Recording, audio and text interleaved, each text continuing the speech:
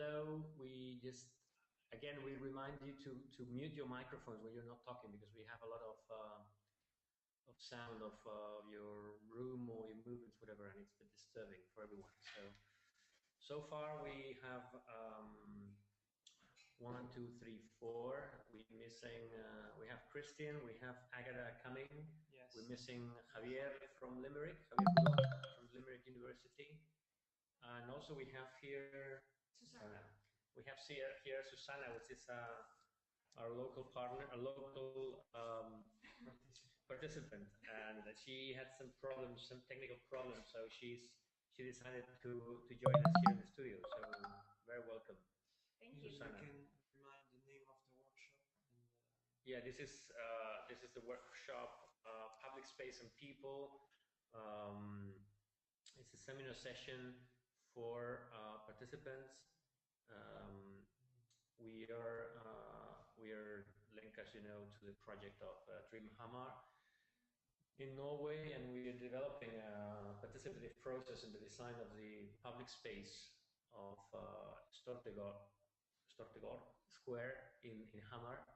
And we have already had one session of seminar session, a workshop session, and then an open session for everyone. So let's remind you, seminars are on Tuesday, 6 to 7. Welcome. Javier Associated. This is our biggest pool of participants up there in Limerick.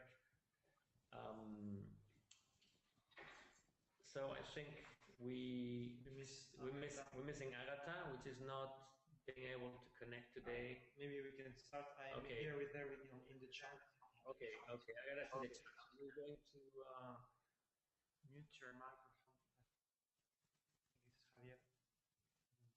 Yeah, Javier, hola. Hello, Javier. Are you there? I think this is no nos oyen. Hey, can you hear me, Javier? Sí, estamos preparando esto. Okay, fine. There you go. Just 2 students today, I'm afraid. Okay. Anyway. That's perfect here. While we're missing Agatha, Christian, are you there? Well, Christian has a problem for a minute. Yeah, we'll start in 1 or 2 minutes. So try to stay around, all of you, so we can read together one time. So hello there. Were you students of Javier up there? Yeah. Okay. Nice to meet you. Were you in the previous session last week or 2 weeks ago? Or is this your first time?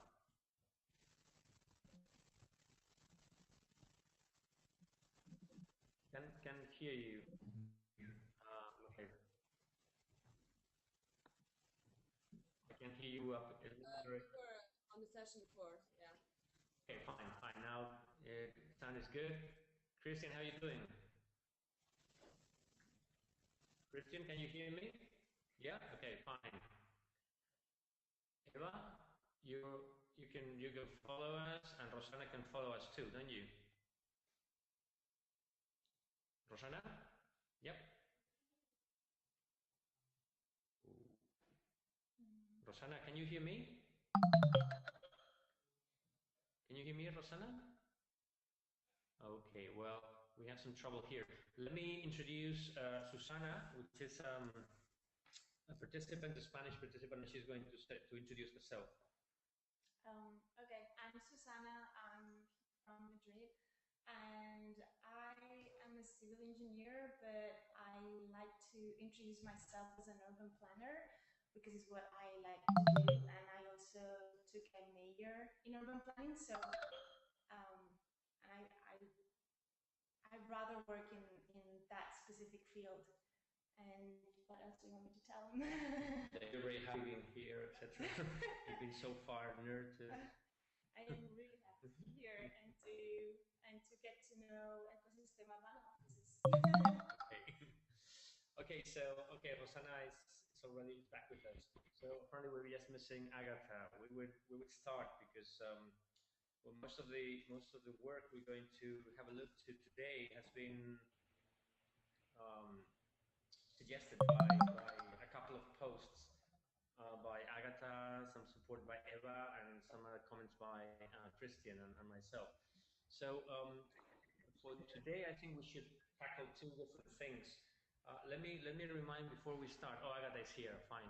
Let me remind you before we start that the plan for these sessions is we're going to talk today about uses of the space, and tomorrow, next week, we will talk about participation and different forms of participation, the philosophy and some basic notions about that in both sessions.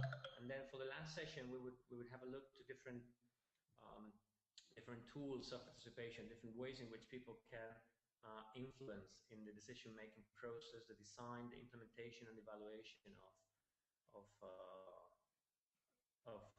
different programs that might range from hardcore planning or participative planning, as we're dealing with, to others related with integration, social services, other kind of public spaces, urban renewal, etc. Okay, so this is a bit the plan. Today we're going to see, and tomorrow we're going to deal with a bit the uses of public space, as some of you have contributed already in that direction.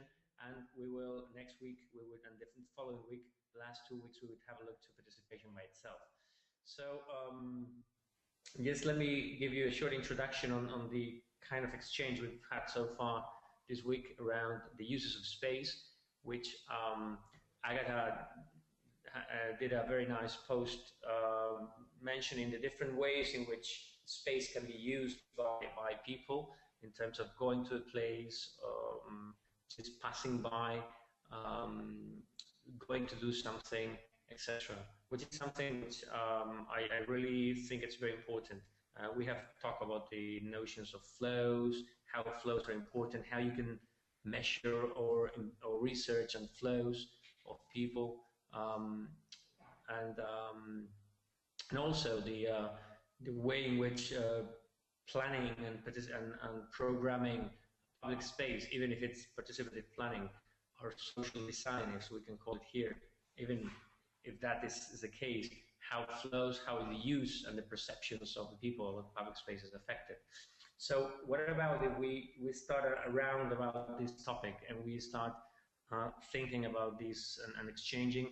Also, that would be a first round, and then we would do another round in terms of how are your projects and how your projects are related or not with this particular issue of the use of a space, which I believe it might be very, very directly related to it. So shall we start by Javier and Associates? Remember to mute your mic if you're not talking. Okay. Oh, yeah. Well, actually, last week we weren't around. Sorry about that. So we actually have started to work on the project yesterday.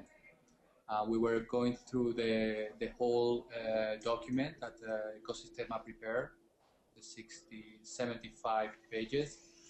So the students were going through all the document and trying to pick things that they were interested about. So I think you can briefly explain those things that you were interested about, or the things that you are working now. Isn't it that you want to hear now, Andres? I can't hear you. Sorry. I don't know whether you have been following the recent in FOSTs. So what is your perception of the uses of space in the square? What strategy should we tackle to have a look on that? How can we know what are the optimal uses of space, or how people are going to use that space? But do you mean on the actual? Yeah. I mean, if you have any thoughts, any reflections on general terms, or more in a more abstract or theoretical scale, are very welcome too, actually.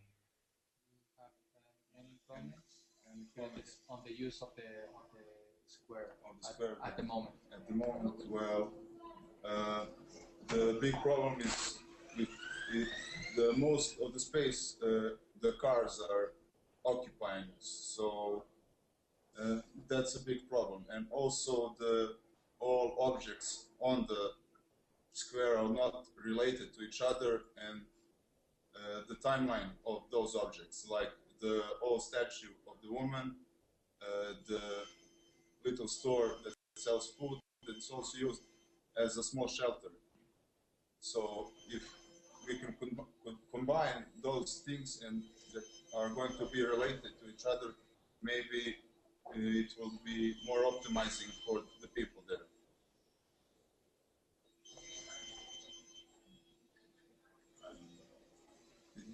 Did you hear me? Sorry. Any other contributions or any other things you might want to add about that? So far, sorry, what's your name? My name, Božidar. Again? Božidar, yeah. Božidar. Yeah, you're Serbian, aren't you? Yeah, we saw it.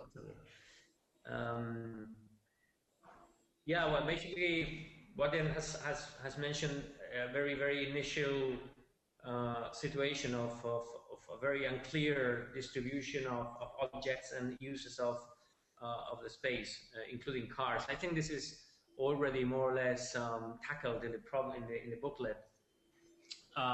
So the cars would be swept away, and so far there has been some interventions in the space. They have put some blocks of stone which were used to separate the parking spaces. They have been reubicated, so that, and they have painted the floor of the ground of the square. So this is being tackled already, and I think it's quite an interesting idea. And I think this should generate a reflection on us about the dynamics of public spaces.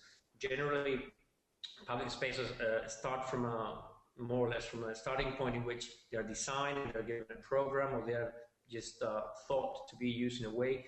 But through time, different actors, different stakeholders, different needs. I'm talking about time in a medium, long-term span, like decades or years at least. The different things happened. So maybe another mayor wants to put in a statue in the middle of the square because it's relevant for the given moment, or there's a need to install some sort of service or facility. So I want us to think in terms of how the space evolves with time and changes with time, and so do users and the perception of people. Okay, so thank you for this initial input, which I think it has been. One comment regarding something that is related to yesterday talk, the Twin Hammer experience. We had this artist that has participated on the square with the kids. It seems that it's very, claiming public space using art or artist expressions is a kind of is always perceived as a positive thing. But when you claim public space without this art, context, suddenly everything becomes much more difficult. And that is referred to planners, to even any collective of people complaining.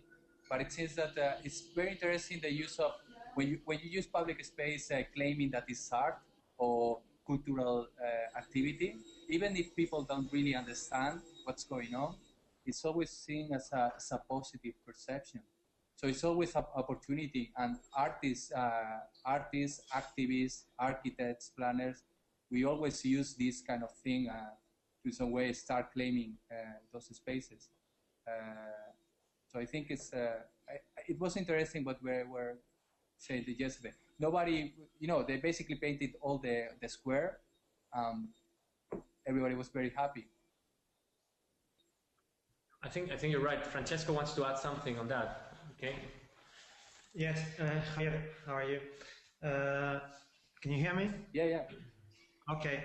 I think it's a very relevant comment you are doing, and we are trying in this moment to multiply connection between online activities, what we are doing here, and on-site activities in Hamar.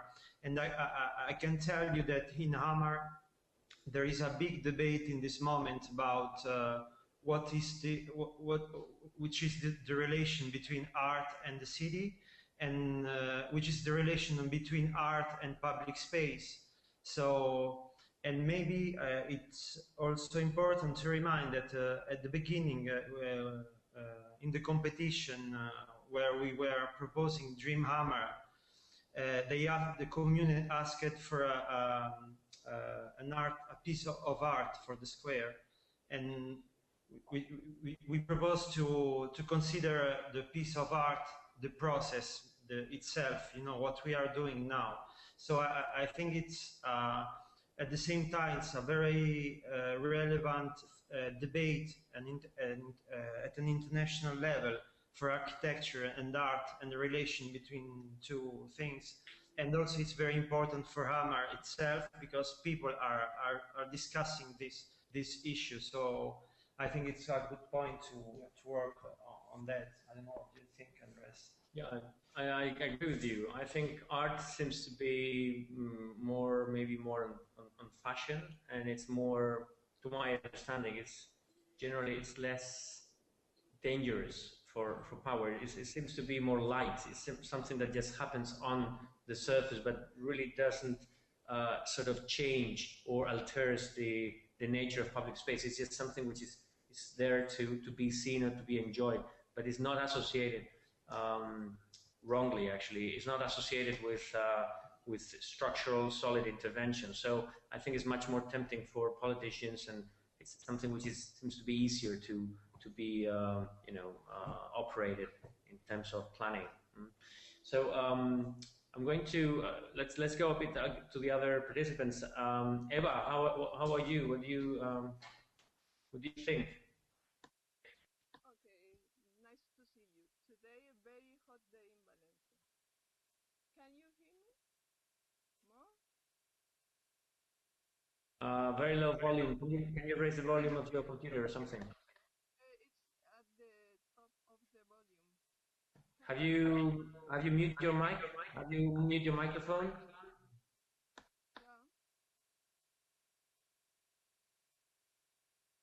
Can you hear me now? Can you hear me?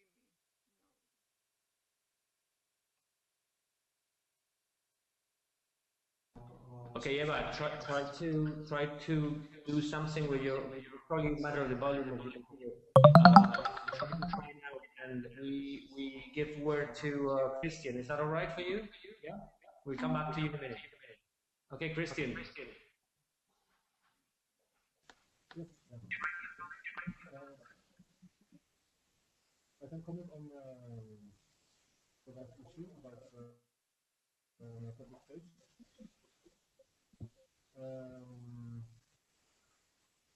As I was also speaking about.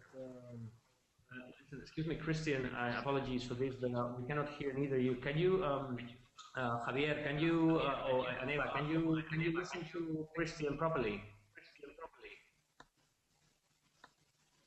No, we can't. Both very, very low.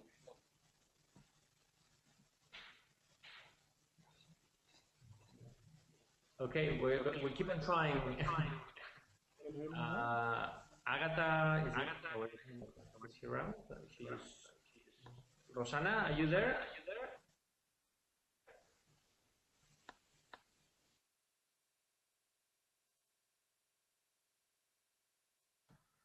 Listen, technology, makes us free, but also chain us to to its own, pathetic failures.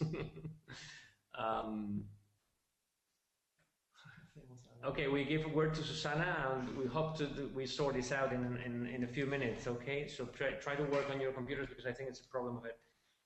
Susana, which is with us today and hopefully other days too, is going to share her opinion and start here. Hi, I hope all of you hear me properly. Can you hear properly? Yeah? Can you? Yeah, Yeah, it seems okay, like fine. Javier team can hear me. Actually, what I wanted to say is kind of relevant to what was just said by Javier and by Francesco, because for my idea, which might be too soon to comment, but since last time I didn't have the opportunity, I may tell both things now. Sure. I was actually thinking about the... Okay. Yeah, okay. So in terms of how to use the public space, I was thinking that the more number of uses you can give to the same area, the higher the value that public space has, and that is something I will kind of develop in my idea. But for that, I think like to try to open the mind, not just thinking about places to stay and places to pass by, but when you stay, you can do like several things at one time, and the place could be prepared for different uses at the same time. So that's kind of a challenge I would like to explore a little bit in my research. And I don't know. That's kind of it. Okay. So thank you, Susanna. Sorry, we're a bit disturbed by the technological dimension, or the failure of it, rather. Christine has just announced that her child has been Sigrid, which is very dear to all of us, has been eating on the microphone. So have you sorted this out? Can you hear me now? Can you hear me now? Or? Can you hear Christine over there? We have a problem with the volume.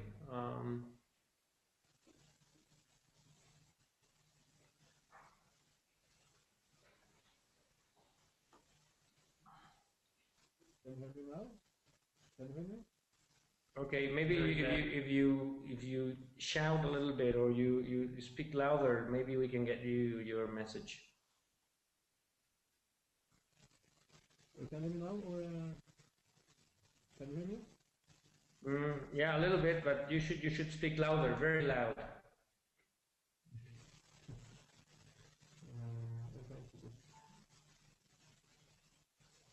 Okay, I can comment on.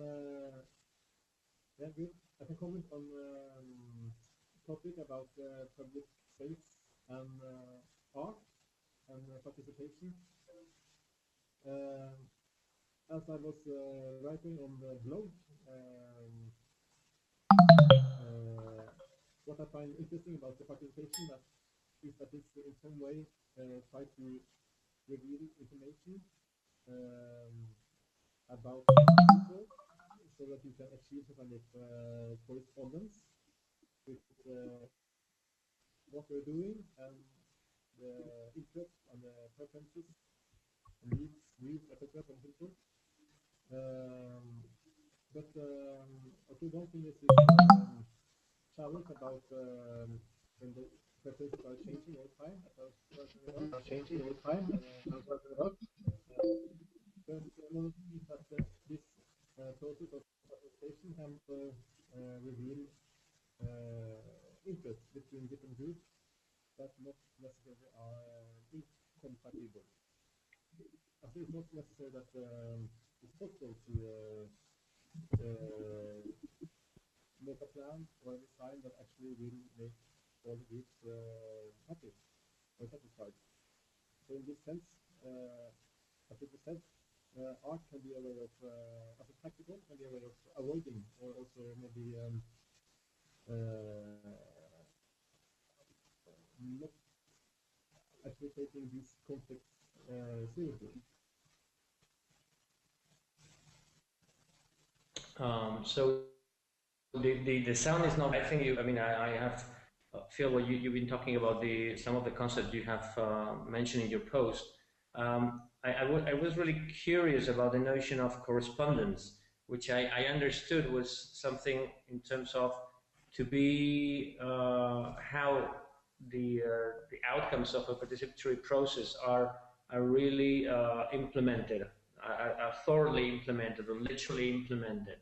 And I think that this is a very interesting question, because as we will see next week when we talk about participation, it has a lot to do with the kind of participation we are talking about, the process, the mechanisms of participation that we are talking about. Because obviously, if it's just if it's a participation in which there's voice, there's just voice, and it's the citizenry or the residents are listened to and can really express their ideas, but then those ideas, there's just a hearing, and those ideas are not binding, so to speak, to the process, which is generally most of the cases. The outcome of participation might be something else. It's just, okay, we listen what you say and we take good note, and I think you have touched very good points, and that's it. Other thing is that these the outcome of participation is binding, so it's what is said or what is decided in the participatory process has to be done, maybe with some technical or technical modifications or something, but it turns to be the main elements of the intervention. I think a good example of direct participation, of this binding participation, might be the participatory budgets that have been developed since 15 years ago in Brazil, and now they're spread all over the world, in which people decide what to do with some parts of the municipal budget of cities, and those decisions are taken generally implemented. So I think this is a very, very good aspect, very important aspect for the project. To what extent what is decided in this very complex multidimensional process we have started is going to be implemented. I believe that large part of it is going to be implemented in terms of the intervention of the space. Other thing is the programs. Other things is another thing is the programs. Another thing is the way in which the city wants to develop the dynamics of the space in the future. I think this is a key issue to start thinking about what is going to happen with whatever we are finding out, or we're deciding, or we are suggesting. Okay, Eva, how are you? Are you there? Are you?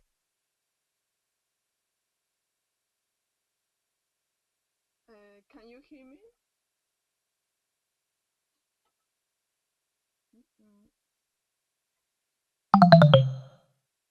Eva, do you mind going ahead?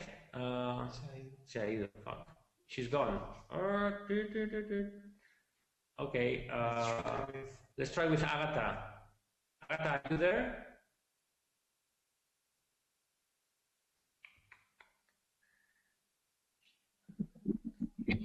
Yeah, Agatha? Agatha, are you there?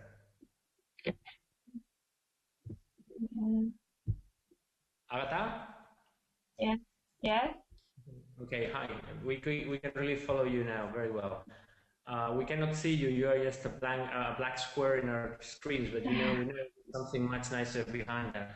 So we're making two rounds. We're making one round on general reflections on the uses of the space, and thanks to your intervention, your participation in the post, in the blog with Christian and myself, and we are going to talk about some reflections, general reflections on the use of the space for the square, and then we're going to make another round to talk about the participation, your projects. What are your interests in relation, strict relation to the square?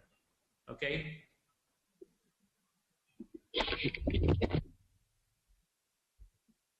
You got that?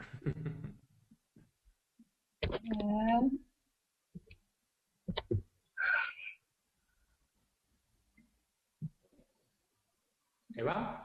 Oui, Agatha, sorry, Agatha?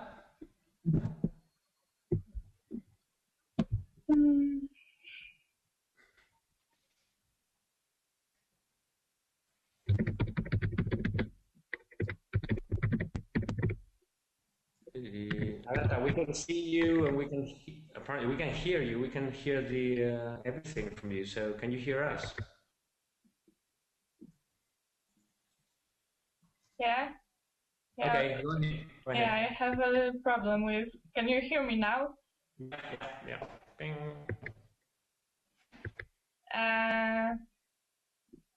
Yeah. Okay.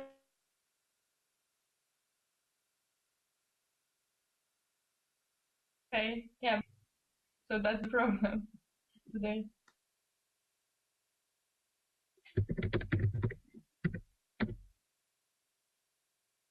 Okay.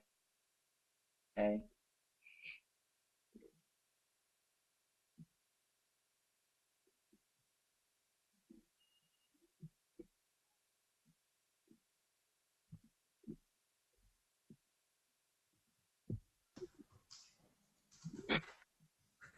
I'm sorry, we cannot listen to you. I'm so sorry. We're having major problems today, so we try to turn back to Eva to see, okay? And if not, we just sort it out between ourselves, I guess, those who are within reach. Eva?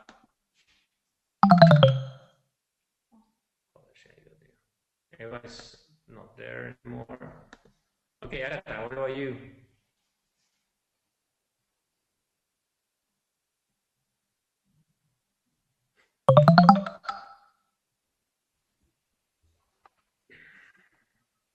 Bueno, empezado, chicos. ¿Eva? Bueno, empezado, chicos. ¿Eva? ¿Eva? Can you hear me now? Yeah. ¿Eva? Can you hear me now? Yeah. Yeah? Yeah? Perfect. Sorry, I don't know which is the problem. I have tried 2 computers and finally, can you hear me good sound? Okay, perfect. Now I'm not able to hear you. About your reflections today. My question is, when you say you are projecting or designing for people, what kind of people we are designing to? Because people is a very general term. I think we have to divide by groups of persons from age of social position or social position works, because it's very different from young people to old people, medium people, or people with problems and without problems. In Spain, as we can see, public spaces are mostly employed by immigrants, not mainly by rich persons. So I agree with you we have to look how people use spaces, but I think we should check, test, analyze which kind of people uses public spaces and how in each condition. And other questions about the design I have been reviewing is about parking. Nobody agrees or likes with cars, except my children that loves all the cars. But we are taking off or getting off from the vision the cars, and we have to solve the problem of parking, because when you are driving you have to park. And I think this question is an open question in Stortodden. Finally, about participation, I have participated in participation processes, and the main problem is that to participate you have to have a background to choose. So if people don't know what they are able to choose, they are not able to choose, though you give them the tool to participation or to participate. So for the moment, I have no more ideas to share with you. I know. Yeah, I think that this is a good. In relation, there are like 2 things. Maybe we can talk about participation a bit later. I would suggest you said, who are we designing? Who are we designing for? I think it's more, who are we designing with? Because this is meant to be a participatory process, and we really have to have that in mind. I think you raise a very interesting point. You know, I have a square, and generally we tend to divide and to make categories about users, the way to use it, and I think this is a very efficient thing, very interesting, very useful thing. Although it might always change a lot with time or with different events, but I would suggest to think in terms of seasons, like basic time, which is winter, spring, fall, summer. I would suggest to think about different parts of the day: morning, midday, afternoon, night. I would certainly suggest to use different categories for different kind of users, so that people going to the place, just passing by, people just doing something else and feeling attracted by the square. And I think this is the key for our work, to make people feel attracted to the square, to make people come to the square from other parts of the city, even if they they have to go to the city, or as I was mentioning in my post today, attracting people from different rings around the city, the metropolitan area, which is a low density, rural, semi-rural area, or even from other cities. Let's make proposals, and let's make a project sexy enough for people in Oslo to come and visit it in a weekend. That I think would be the major success, to make of Hamar a place that people want to go to have a look to, and especially the square, which is where we're working in. And then thirdly, you mentioned something which is absolutely essential, which is who is using the square. I was this morning having a conversation with an American colleague, which is working on immigration and and discourses on immigration on Scandinavian countries. She was working on Sweden and Denmark, but I was explaining this project to her, and the differences with Norway are not so big. So it is very important to know that in Hamar there is a community of immigrant people, of foreign people, generally with a refugee or asylum seeker background, and the perception of my colleagues working there is that they're not visible, they're just not seen around. They might be seen in some parts of the city, but generally periphery, as it happens in most Scandinavian small and medium-sized towns. So where are the immigrants? Where are the people that are not local people? How do they use public space? Do they use public space? And how should we do to attract them and to make them participate? Because obviously they're a substantial part of the community. The other divisions, this is just I think a very hot point we have to look at, and their answer is probably in the kind of social housing or the kind of residential facilities that they have. If they have their own public space environment, or they don't, which probably is the case. Also very important to think in terms of age, in combination with the temporal things, the temporal divisions. Gender, as Eva was suggesting last week, gender is a key variable to understand public space. I think we really have to make an effort to work in that direction. Not only women should think in gender, it is us guys who have to think in gender, because it's generally, unfortunately, the ones who are basically ruling over planning in the world. So I think it's very important to have these answer. Okay, Rosana is listening to us, very good. And then finally, class, this would be associated with immigration. What social groups in terms of class structure are using Hamar? In general, these Norwegian society is a rather homogeneous middle-class society, in which more or less everyone belongs or feel they belong to a middle class, and that's part also of the national identity and probably also of the Hamar identity.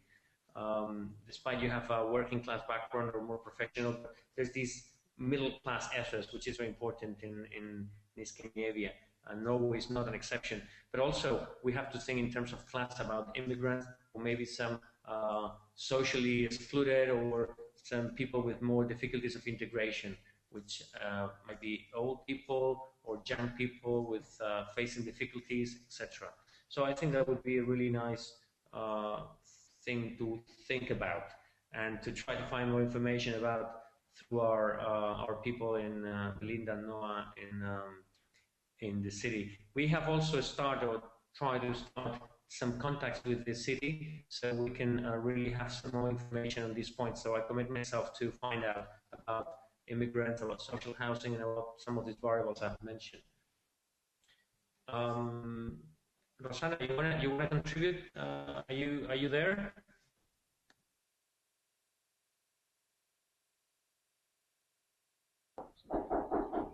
Yeah, go ahead. Yeah, yes. Go ahead. Can you hear me? Can you hear me? Share my impressions about the about blog post and other things. After the first two sessions on the workshop online public space and people, and I to review the first impressions of my classmates or my partners posted in the blog. They have invited me to reflect on the visualization of Hamar as a city and how can affect Stortorget Square intervention to reinforce these visions of the cities. And I agree with Agatha's idea of the now seen in Stortorget as an isolated square, and based it on the comments by Andres in another open session on the uses and different scales or public space in city at different scales. I find convenient think beyond the square, especially the importance of community in general, on community Hamar in general, taking into account the variables considered in the Commune Plan 2010-2022. I try to check this plan quickly and trying to translate to some page to get ideas.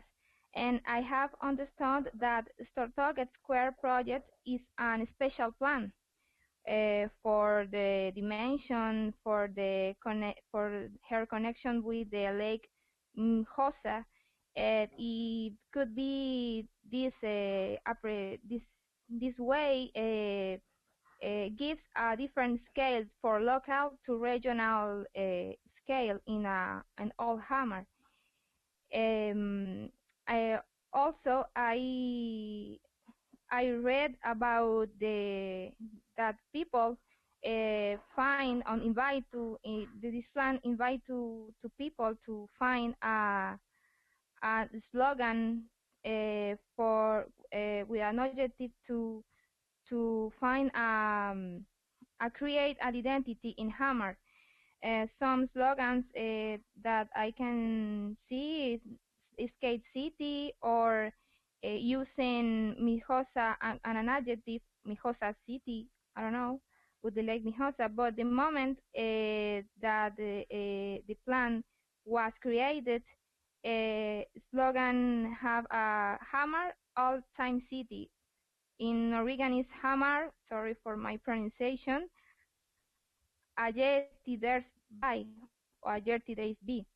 It could be search and slogan to create the identity, the Hammer identity. It's a good idea.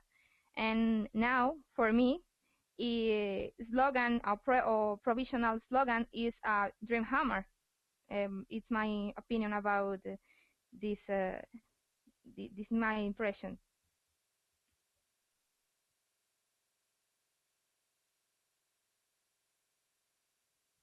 Hello. Sorry. Yeah. So the project you were thinking about is to find a nice, neat slogan for the whole process, isn't it? Sorry. Yeah. The process. What would be your project oriented to? What would you think you can start developing as a project? Sorry, sorry. Could you please repeat? I can't understand. Yeah, what would be the project you want to do for the Dream Hammer? What would be your contribution? It would be focused on finding a nice slogan. Well, I try to work for try to give my give ideas. It's for me it's interesting to create a slogan, but it's not purity, you know. is try to find or create this emotion in the citizens, Hamar citizens. I think could be in my guide. It could be I'm based in slogan or something. But it's not your priority, isn't it? Yeah. Okay, what would be your priority? My priority is try to connect all things that have a Dream Hammer project, and try to connect the communal plan, that people knows the communal plan. I think that's a very relevant thing. I don't know whether you can you can actually achieve this priority from this workshop, because it's not in our hands. But we have been we just were talking between us, Susana, Francesco, and me, the importance of getting knowledge of what is going on in the other sections. We talked about this last week. Remember that we have this little sort of problem, that is that most of the elements that surround the square, which is the commercial, the shopping square, the shopping street, the access to the lake, and other things, have been given a different projects and have been given to other people. So definitely it's crucial.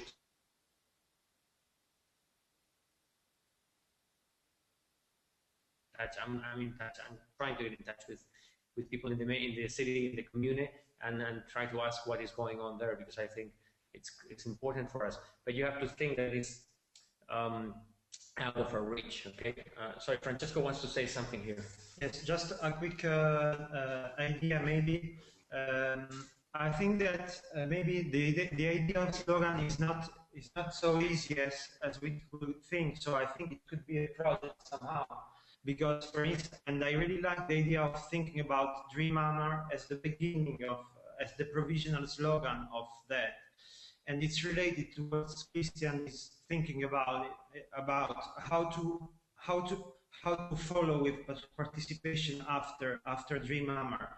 And maybe Rosanna, you can, I don't know, work with him, or just think about, okay, now we are dreaming, so how can we keep on participating after this dream? So I think it's a good question. Maybe you have to transform a slogan into a project. I don't know how. I don't know if anybody here has some idea or inputs for Rosanna, or maybe we can just continue with the round. I would continue with the round, and then have a general open comment of anyone who wants to say something. Okay, Susana, you want to say to us about your project? Yeah. I'm sure you want. Yeah. I'm particularly shocked about what Francesco just said before, because he was mentioning that Dream Hammer was thinking about narrowing the distance between the physical and the digital dimensions of the interactions going on in places, and that was exactly what my idea was about. So I don't know exactly, like I have a draft, an image of how that could happen. I don't know if that would be my final outcome, but right now I'm thinking about something like using the square, the plaza, as a support to show the digital interactions taking place. And I don't think about it like art, as Christian was mentioning, could be very relevant. So now I should consider that a little bit more. I was thinking more about the functional part of it, which was just to show what's going on the digital arena to the people passing by, to the people staying in the plaza, so that they take part of it, and maybe have something in the plaza that will allow them to participate in the digital dimension too. And how that could take place, I have no idea yet. also, I was thinking that maybe we could think about 2 stages for that. Maybe we could, the narrowing of these interactions would be very useful for the design process. But I think, sorry? The what? The narrowing of the... Narrowing. Yeah, like to put them closer, the 2 dimensions of like the physical and the digital dimensions. I think it would be interesting to do that for the design process, but also afterwards, once the plaza is finally designed, it could be rearranged somehow to have a follow-up of what's going on in the community and to leave it there as an outcome of the design also. So I don't know, there are things that I'm playing with, and obviously it's nothing set, but I think it could be interesting to think about those things. Okay, thank you. That's very ambitious input. I think very interesting. Again, we see we were talking about the importance of thinking about the future, not just designing something, activating something, but we need to think about what's going to be the life, the secret life of Stortregård in the future. I insist with very, very different climate conditions, different uses, and how this is going to evolve a long time, program the uses and everything. Okay, so thank you, Susana. Javier, what about you? Hi. The students are going to explain briefly their ideas. I just want to make first a comment of Susana's intervention. It reminds me of a project that was made in 2000 or 2010 by architect called Lars Spudrek in Netherlands.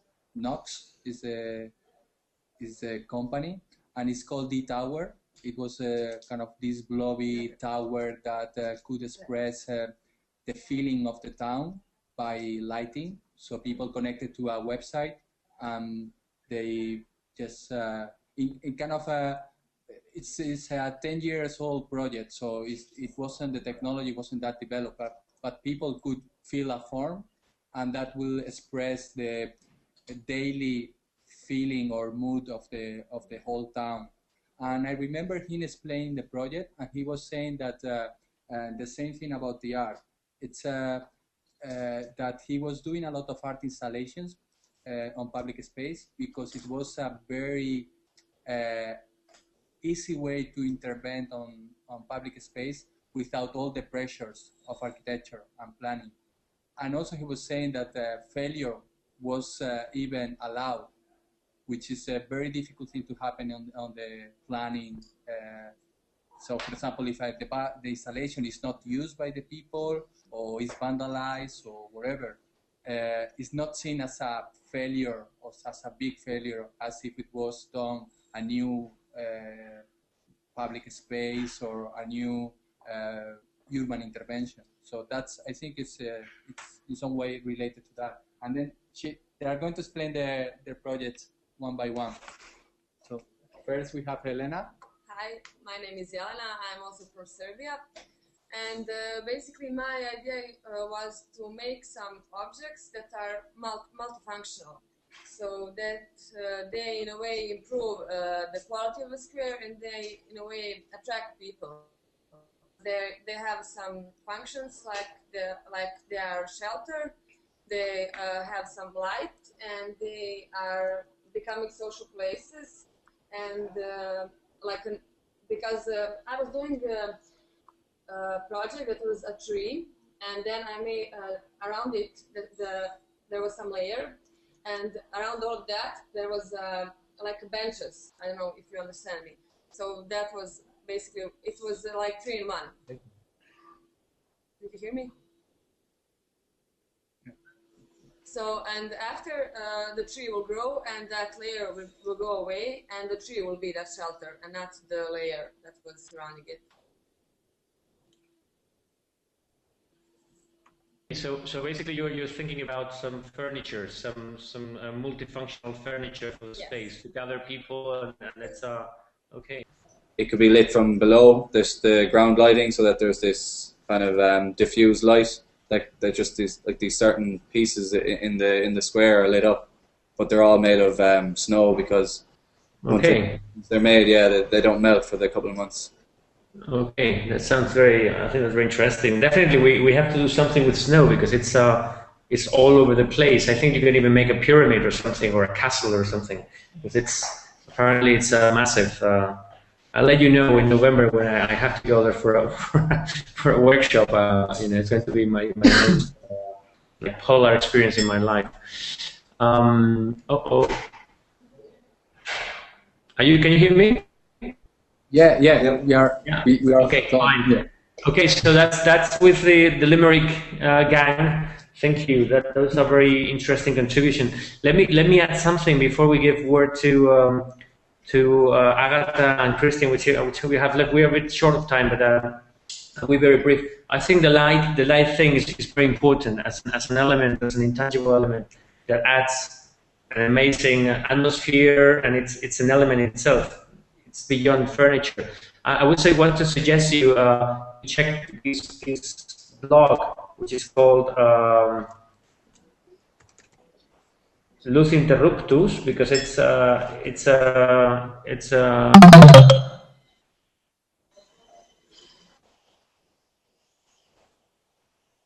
Nice one, good.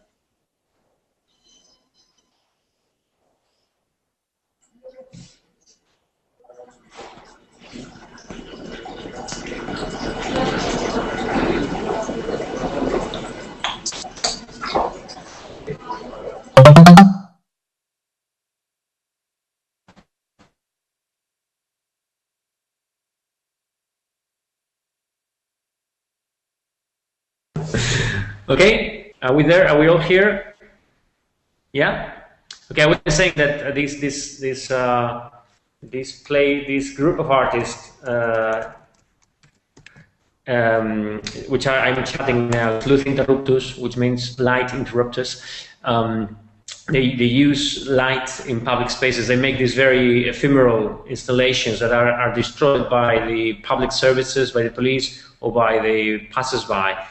They will last 3 or 4 hours, but they are photographed, and they really transform public spaces, and they make of them place, even if it's something very visual, very just in the photos. But have a check to it, or I would suggest you to have a look to it, because it's really something very, very nice to see, and a lot of work behind that. Okay, Christian, what about you? What would be your suggestion for your project?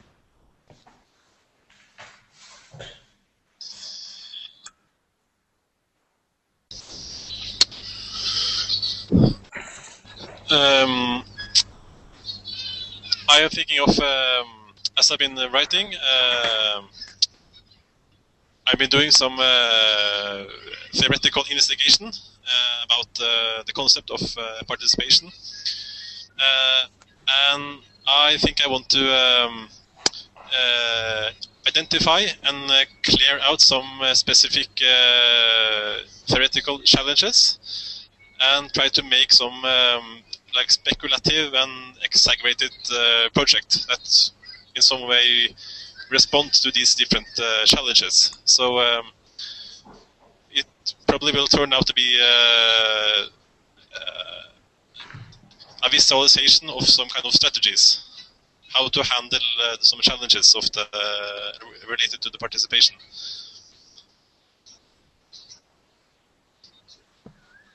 Wow, that's very brave. Being a native as you are, because your usual residence is Hamar, isn't it? I know Hamar good, but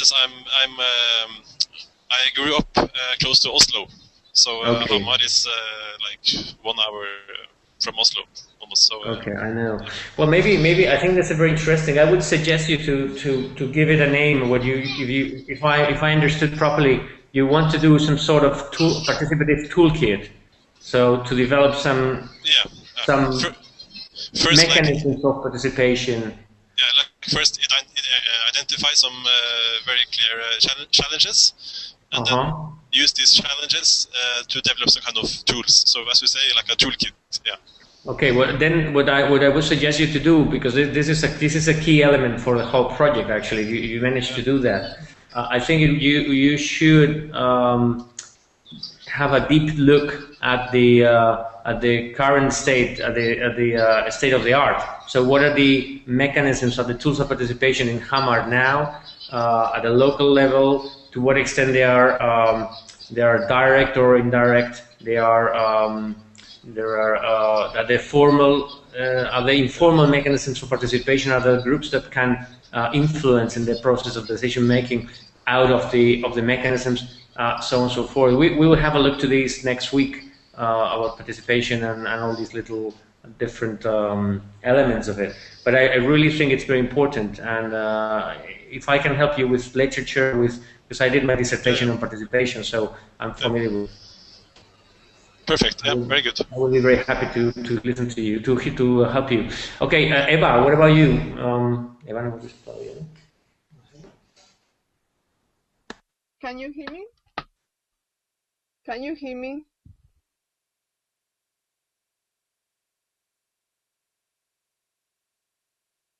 Can you hear me today? No? Yeah? I'm an architect. I expect to make a synthetic plan of some ideas or sketches about analysis. The analysis I'm doing to understand the place.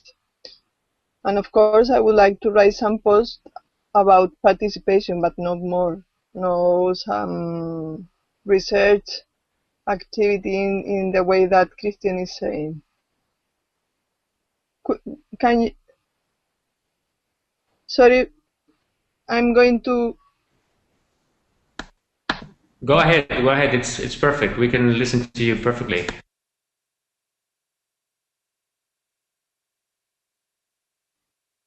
No. Thank you. No, I have nothing else to add what I have said. For me, the goal is making a plan. A small plan with some ideas, proposal ideas about my view of the project. And of course, with a critical vision of all we are speaking about. And speaking only a bit about participation and gender.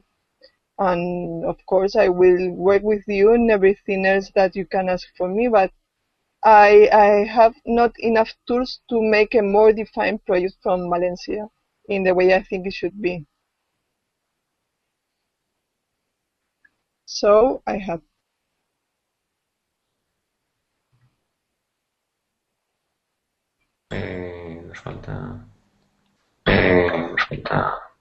Okay, so okay, thank you. Okay, Eva, you have something else to add, Eva? Oh, you have to close your mic, Eva, please. Please. Okay, Agatha is missing in action. Okay, so does anyone want to add something to today's session? I think let me summarize very briefly. We have mentioned we have talked about different users, about different ways of conceptualization, the categories of use in terms of time, of groups, social groups. We have tackled indirectly the issue of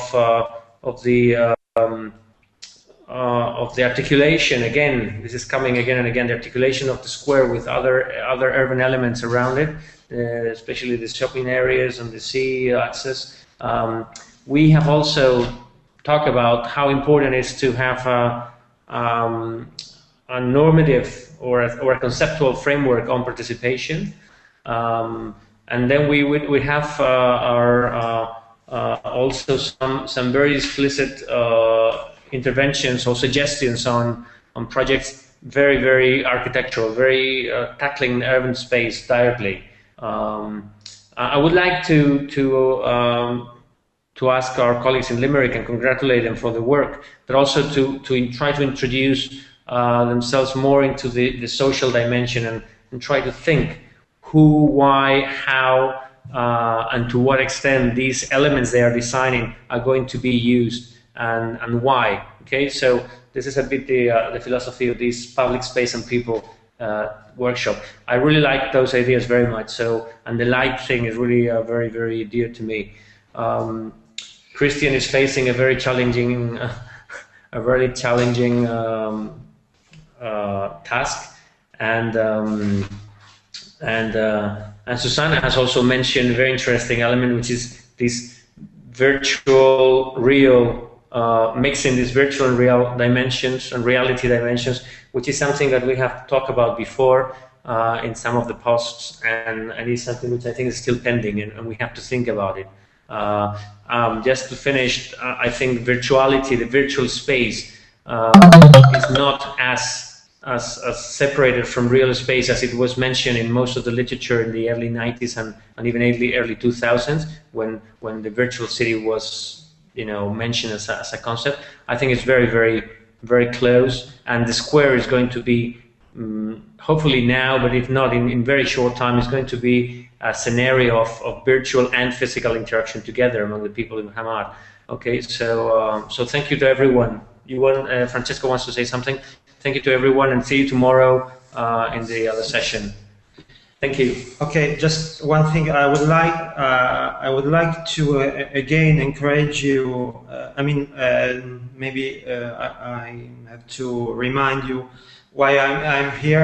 I'm trying to help Andres to make a connection between your ideas, and I really encourage you and also Susanna, who has joined today, to go to think about other participants' ideas and interact with them, because this is I think it would be very interesting, rather than just developing our own project. Network design somehow is about this, about putting together different inputs and mixing ideas. I think that we should try to do that, and I think the blog is the first tool to make it possible. Me and Andres, we are already commenting and making a connection between different ideas, and I think you should do that. It would be great if students from Limerick also could interact with us and also among them, because I think that they can exchange and share among the group, ideas, and make them coherent. So I don't know if Susanna got something. Okay, so just keep on working, and yes, see you tomorrow at 6 o'clock for. Okay, Javier, thank you very much, Javier. So see you tomorrow at 6 in the Digital Lab for the open lecture with Andres. Okay, bye bye. Bye bye.